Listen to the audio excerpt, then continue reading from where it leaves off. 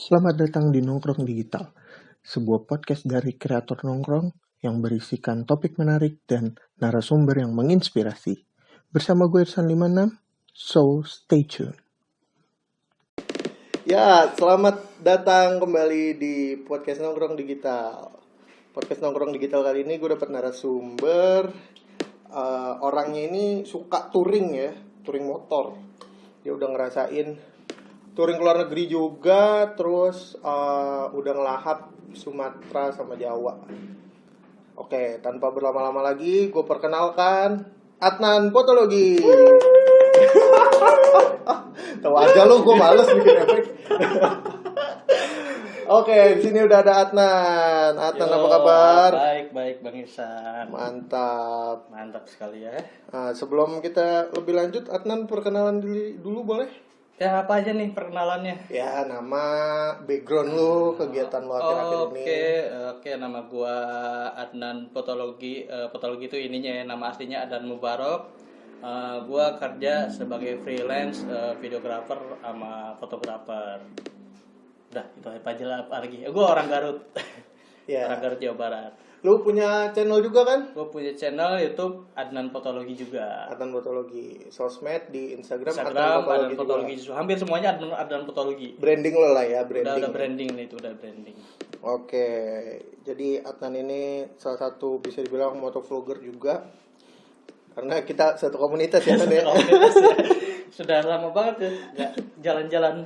Udah lama banget, cuy. Pandemi segala macam, COVID-19 ya udahlah. Bahkan gitu, sebelum COVID pun udah jarang gitu. Tapi kan lu tahun lalu Sumatera Jawa kan? Iya. Tahun lalu kan itu kan? Iya, tahun lalu 2019. Nah, ini berkaitan dengan touring. Gue mau tahu dong sebenarnya cerita awalnya lu jadi suka touring apa sering touring tuh gara-gara apa, Nan? Kenapa ya? Itu nyasar sih jatuhnya sih. Jadi pertama tuh kan gue kan orang Garut kan. Terus kuliah di Jakarta waktu itu. Iya, perantauan berarti. Iya, perantauan kan. Nah, setiap kali Jakarta Garut tuh kan pakai motor tuh. Jadi emang udah ratusan kilometer lah tiap kali. Itu pun hampir 2 minggu sekali gue pulang tuh. Pulang balik tuh gue 2 minggu sekali pulang balik. Jadi emang badan kayaknya udah biasa lah gitu kan nempuh jarak jauh. Nah, dari situ kan pasti pertama sih dari hal-hal kecil ya, kayak modif dulu, dari modif nambahin box, terus kayak masang meja segala macem. Terus tiba-tiba di jalan tuh kan kita sering lah anak bikers kan ketemu anak bikers lain di klasonin tuh, saling nyapa kan. Kok seru, gue bilang kan kayak gini kan di jalan gitu kan. Akhirnya waktu itu 2016 kan, gue ketemu Kaskus kan, sama si Bongki tuh, diajakin sama si Bongki. Akhirnya gue masuk situ tuh, tadi iseng-iseng cuman buat ini doang.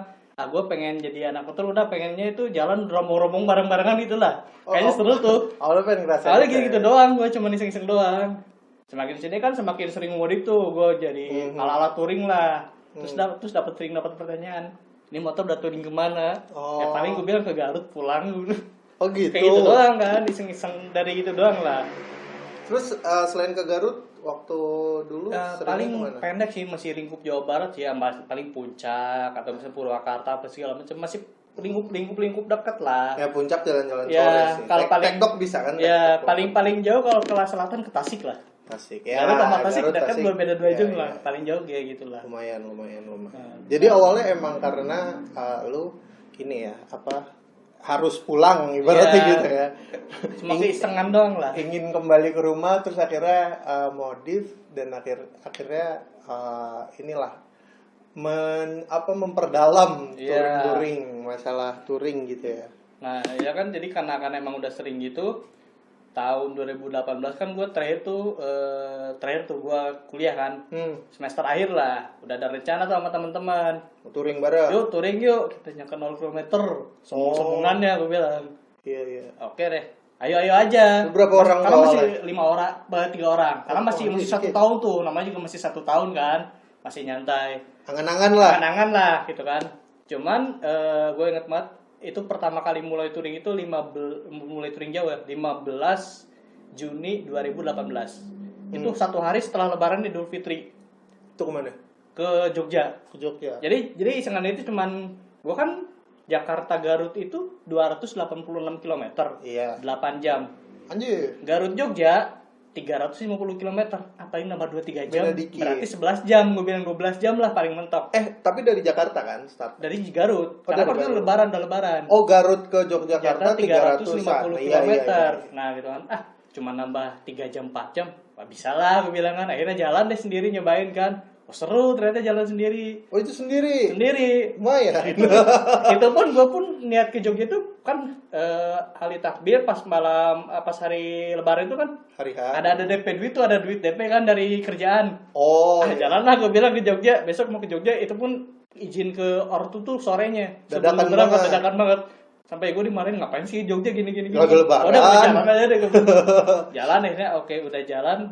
Nyobain tuh sampai akhirnya motor-motornya bukan ke Jogja, Tawangmangu. Jadi Tawangmangu itu perbatasan antara Jawa Tengah dan Jawa Timur. Iya. Itu cukup legend di antara para peturing dan pemotor, khususnya di Jawa Timur. Ya, nah pokoknya karena setelah nyampe dari situ kan, gue tuh punya tekad, wah kayaknya nih nanti gue suatu saat nanti bakalan kesini lagi nih, gue bilang nih entah kapan gitu kan. Udah niat lah. Iya kan. Akhirnya next ada acara lagi touring bareng itu sama Kompo Jakarta Raya, touring grup kan, ada acara NIP gitu ke Semarang.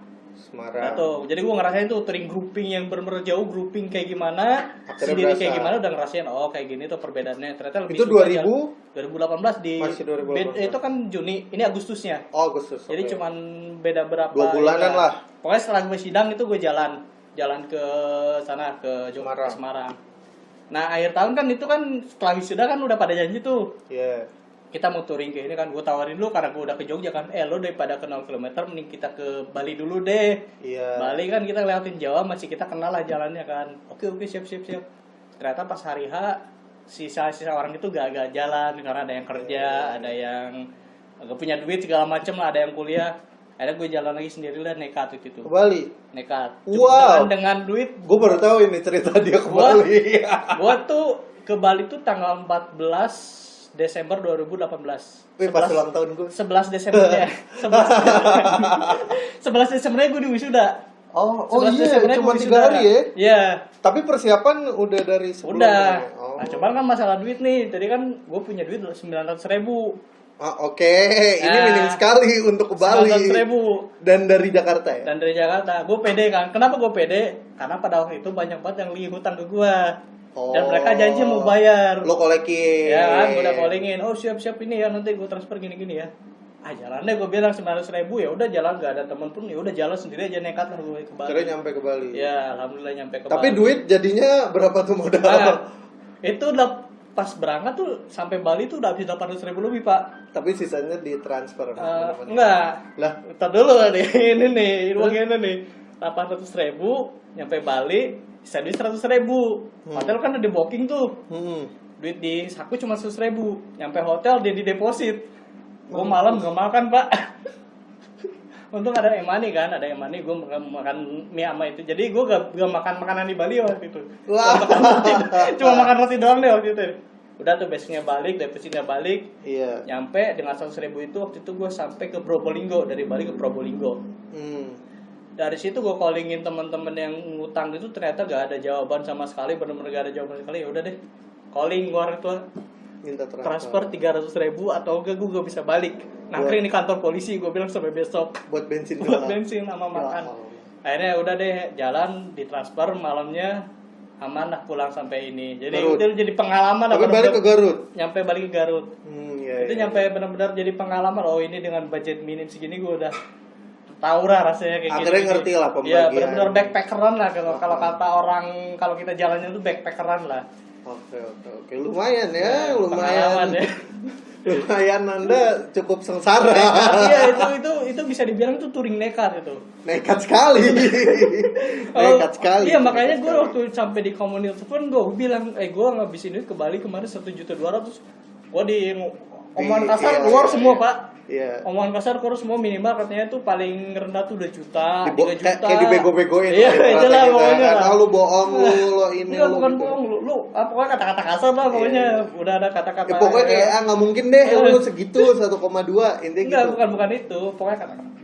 Gitu-gitu loh. Masa sih harusnya lu jangan segitu lah. Kalau mau ke Bali tuh harusnya segini, jangan segitu. Lu nekat banget sih jadi orang gini. Ya udah, Pak. Oh, justru malah dikasih saran. Iya, harusnya. Jadi kan kayak ini loh yang iya, ideal segini, minimal gini, gitu. Ya, minimal gini. Oh, gue pikir lu malah dikucilin. Gara-gara disangka bohong. Bukan. Minimal itu segini gini. Oh ya berapa ya? Penting udah ngerasain lah. Gue bilang harusnya backpacker kayak gimana. Iya. Ya orang gue sepanjang tidur pun gue cuman nginap hotel tuh di Bali yang bunkers itu cuma 35.000 kan. Per malam itu, ya sisanya itu di masjid, kantor polisi, koramil sama rumah temen udah tuh. Di hotel Kuda Laut pernah nggak? Kuda Laut apa tuh? Lu nggak tahu? Nggak. Pom bensin. Oh, merah putih. Iya. Enggak. Hotel Kuda Laut dulu, lambangnya Kuda Laut. Nah, kenapa gue gak pilih pom bensin? Karena dari segi keamanan, Pak. Iya sih bener sih. Keamanan. Gue lebih baik tidur di kantor polisi Koramil gitu kan. Iya sih bener. Itu pun gue tidur di masjid pun sekali waktu itu di daerah Klaten, karena waktu lebaran kan gue pernah tidur di situ dan ada yang jaga.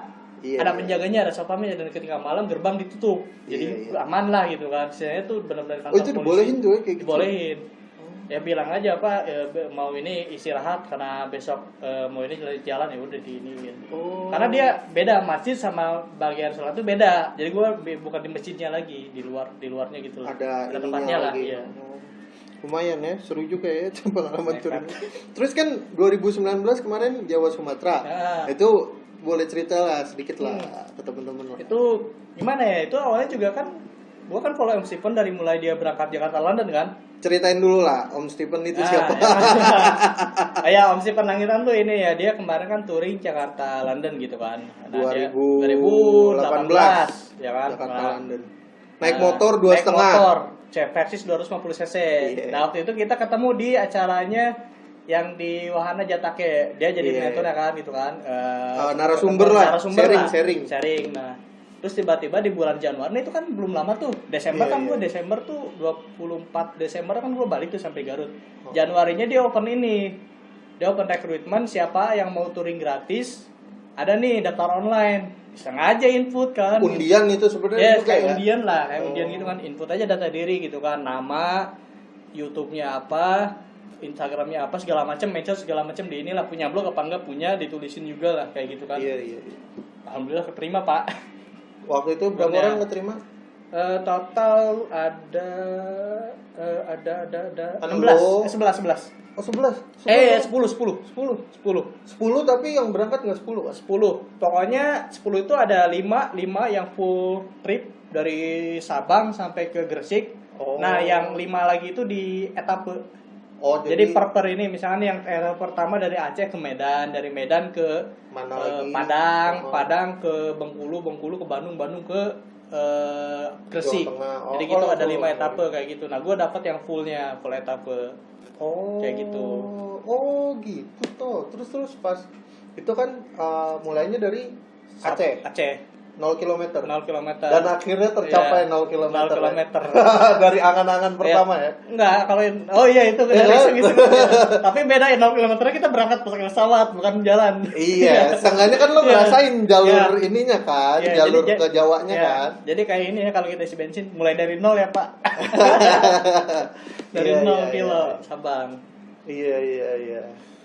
Oh, menarik sekali. Terus cerita-cerita di Sumatera ada yang menarik ya?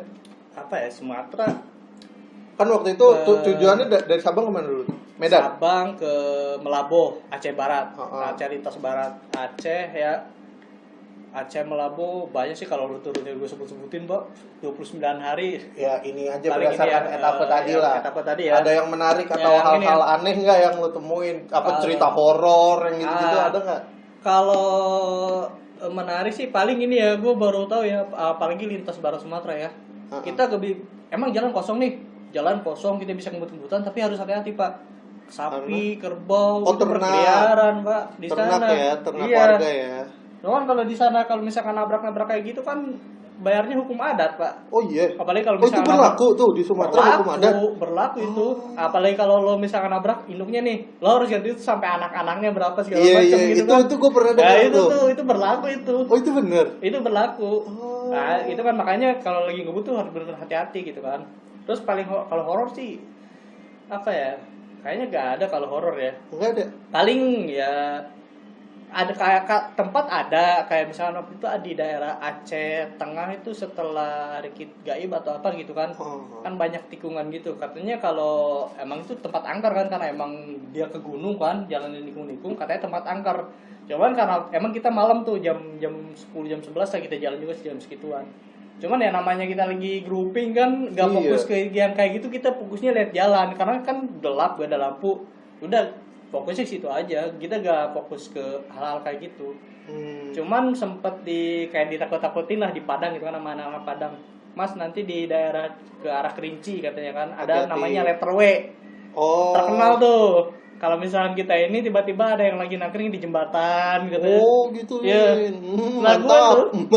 Nah ini gue nih, songongnya gue pasang GPS, tak gue cari letter W. Gak ada pak. Dibohongin. Gak tau deh, pokoknya gue sembral aja, gue cari mana sih letter W, gue bilang di mana letter W gitu kan. Tapi gak ada, gak nemu. Dan gak ada horor juga. Gak ada horor juga, cuman palingnya suara-suara hewan. Temen gue dengar suara gajah tuh di Taman Nasional Bukit Barisan Lampung, dengar suara gajah. Gue kan pakai intercom ya, ada musik. Temen gue pas lagi buka helm kan ada suara gajah. Tapi kan Lampung emang ada ininya kan? Iya, harimau kayak gitu, harimau Sumatera kayak gitu. Iya, yang liar-liar dan termasuk gajah juga kan ada taman nasionalnya sendiri. Nah, kan? Itu ada sih beberapa tempat ya kayak itu. Tadi kan di Aceh gitu kan, di Aceh, terus di daerah yang Taman Nasional Kerinci Sebat sama di Bukit Barisan itu kan emang ada hewan-hewan liar lah gitu kan. Emang udah dikasih tahu juga. Cuman alhamdulillah karena emang kita setiap lewat situ selalu grouping. Iya. Jadi alhamdulillah ada sesuatu lah. Iya. Terus selama perjalanan Sumatera yang paling berkesan gimana? Berkesan Danau Toba gitu. Bagus nggak Danau Toba? Itu Danau Toba tuh gua kemarin cuma sehari, harusnya tuh 5 hari 6 hari tuh nikmatin Danau Toba. Oh gitu. Karena kemarin cuma muterin pesisirnya doang. Emang segede itu ya Danau Toba? Itu satu. Gua belum pernah ke Medan. Kalau muterin dari misalnya dari Parapat nih, muter Parapat itu seharian. Seharian lo muterin itu doang. Dan secakep itu. Iya. Lo pokoknya lihat pemandangan itu kan, gunungnya itu benar-benar kelihatan lah. Iya. Udah dari ketinggian itu kan, bawahnya itu kan danau, udah kayak laut kelihatannya. Iya. Itu cakep Danau Toba. Terus daerah Aceh Tengah ada. Aceh Tengah apa? Namanya itu Gaya Luwes. Aceh Gaya Luwes. Nah itu jadi waktu gua turun kan dia di gunung ya. Turun ke bawah itu gua lihat jajaran bukit ribuan. Jadi makanya emang dia dijulukin namanya negeri seribu bukit. Karena emang bener pada pasar di atas itu lu kelihatan itu bukit-bukit semua. Sepanjang mata-mata tuh bukit-bukit semua. Sebagus itu ya? Iya. Gokil. Terus kalau yang adem-adem ya kayak Kerinci. Sumatera itu pokoknya kalau Sumatera tuh Kerinci, Danau Toba sama Aceh Tengah, tempat-tempat yang pengen lagi pasti kalau misalnya main ke Sumatera ke situ lagi deh main-mainnya sama Kelok 9. Kelok 9 udah terkenal lah. Iya. Itu mah. Iya. Cuman ternyata pada saat nyampe Kelok 9 tidak seindah di foto karena udah banyak tukang warung. Iya tentu. Kayak puncak. Iya, udah kayak puncak. Kayak puncak. Iya. Terus pas di Jawa tempat yang paling lu seneng? Jawa finish di Gresik kan itu kan? Jawa finish Gresik. Apa ya? Kalau Jawa sih sebenarnya banyak ya. Kayak yang paling Jawa Barat mungkin ya Bandung banyak gitu kan, explore Bandung kayak daerah-daerah Lembang, terus Sukabumi, Ciletuh kayak gitu kan. Lu Ciletuh apa? Lewat Pelabuhan Ratu kayak gitu top lah kalau Bandung. Garut gitu kan tempat gua apalagi tuh banyak banget tuh dicari-cari. Banyak sih kalau Jawa sih. Gua juga kalau Bromo kayak gitulah. Pengen lagi. Gua kalau tiap kali ke daerah Jawa Timur, misalkan Surabaya, Malang tuh pasti ke Bromo. Iya. Udah 2 kali ke sana pasti ke Bromo terus. Kalau tiap kali pakai motor, gak pernah dilewatin tuh. Wajib tuh ya. Kayak wajib. Absen. Gak tahu deh nanti kalau misalkan nanti ke sana lagi kayaknya sih pengen masih, karena kemarin sempat camping di beberapa spot, jadi pengen nyari tempat-tempat camping lagi di daerah situ. Oke. Nah, ini Sumatera lu berarti baru pertama kali ya menjelajah Sumatera itu? Pertama kali ya. Jalur yang lo lewatin ada trek favorit di Sumatera? Trek favorit yang mana ya? Kan kalau tadi destinasi tuh ya kan, tempat yang kayak di Aceh Tengah, terus di Kerinci dingin, Danau Toba itu kan destinasi. Jalurnya nih yang recommended kayak waktu lo kemarin lewat, ini cakep banget, gua harus lewat sini lagi. Nah itu tadi mungkin salah satunya Aceh Tengah kan. Danau Toba itu emang itu karena jalurnya juga kan salah satunya. Rute kan itu udah rute. Terus kalau lu pengen yang banyak kelok, ada di daerah Bukit Tinggi tuh daerah Kelok 44. Oh, Kelok Kelok 44. 44 itu di bawahnya kan ada Danau Meninjau. Yeah. Itu jadi di atasnya itu ketika lo masih di atas itu kelihatan Danau Meninjau. Cuman waktu itu lagi kabut. Iya, emang Jadi kalau kita nggak kabut kelihatan. hujan tuh daerah Iya. situ tuh. Karena gue pernah ke situ. Ya, sepupu gue ada di situ satu. Itu sih paling yang daerah-daerah itu isinya ya normal biasa aja kayak jalan-jalan biasa. Iya, secara pemandangan Secara berarti pemandangan, ya, iya. untuk rutenya ya. Emang sih, gue setuju sih untuk Danau Meninjau. Danau gitu-gitu Meninjau. sih. Cakep gitu emang. Setelah cakep. Danau Toba kan dia kedua terbesarnya itu. Iya. Oke, Adnan 2020 katanya mau touring ini ya, ada agenda Iya, touring ya? Ada, tapi Mau kemana, Nan? terhenti. Kita bahas mau kemana dulu nih? Oke, jadi rencana itu gue mau ke Borneo. Borneo. Kalimantan. Jadi ngelewatin Kalimantan utara, timur, selatan, tengah, barat sampai masuk ke Malaysia, negara Malaysia, negara kesatuan Malaysia Sarawak sama negara kesatuan Malaysia yang di Sabah sama Brunei. Jadi muterin tuh Kalimantan 360 derajat lah. Kalau sebutnya itu Borneo 360 derajat lah kalau kata anak bikers itu. Iya. Touring 3 negara. Wih, Asik. gila. Indonesia, Malaysia. Tapi Brunei. sebelum Borneo lu udah pernah keluar negeri ya? Pernah. Oke. Ke Kita bahas nanti Oke. touring keluar negerinya Adnan di podcast selanjutnya. Oke. Terus buat teman-teman nih yang mau tahu updatean lo kapan berangkat dulu nih by the way? Waduh, gak tahu di sekarang nih kayak gini ya Pak ceritanya Pak. Tapi kan mundur lo ada estimasi kan? Kemarin sih pengennya ini ya ngambil momen Agustus ya. Agustus, Kalau momennya oke. bagus 17 Agustus gue pengennya jalan. Oh, Jadi oke. benar-benar hari kemerdekaan lah gue ngambil momen itu. Cuman kan kita gak tahu. Dari terakhir gue lihat aja Malaysia aja emang mereka udah gak lockdown, mereka udah buka. Cuman untuk lokalnya kayak kita di Indonesia gitu kan, kita udah bisa terbang kemana ke sama Indonesia lah. Dan baru katanya mau ada rencana buka juga untuk turis luar, tapi Indonesia gak termasuk. Oh gitu. Iya, Parah jadi juga. jadi baru ada 6 negara yang udah diizinin masuk Malaysia, cuman di Indonesia gak termasuk katanya. Belum, Terakhir gue baca tuh. belum ya? Iya, belum termasuk. Jadi masih ngawang lah, gue juga masih ngawang. Belum tahu ya. Ininya. Oke, berarti untuk masalah touring Borneo mungkin Iya. update-nya bisa dicek di sosmednya Adnan Iya. ya guys. Sosmednya apa tadi? Adnan? Instagram Adnan Fotologi. Adnan Fotologi. Di YouTube-nya juga ada Adnan Sama. Fotologi.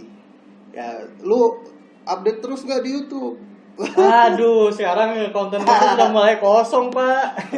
Nanti ya, emang Iya. ditabung tenaganya buat touring Iya. nanti ya. Kemarin tuh udah ada konten kayak buat inilah dari salah satu brand kan gue udah announce juga ada giveaway gitu kan. Cuman karena emang diundur jadi udah viral aja kalau udah ada benar-benar udah diumumin kapan jalan itu file upload lah. Iya. Ya udah pokoknya pantengin. Follow sosmednya Adnan Fotologi sama subscribe ke Adnan Fotologi untuk tahu updatean dan memantau touringnya Adnan di 2020. Mantap. Oke, terima kasih. Sampai ketemu lagi di podcast selanjutnya. Gue Irsan 56 pamit. Gua Adnan Fotologi ikut pamit. Oke, sampai ketemu lagi. Ciao.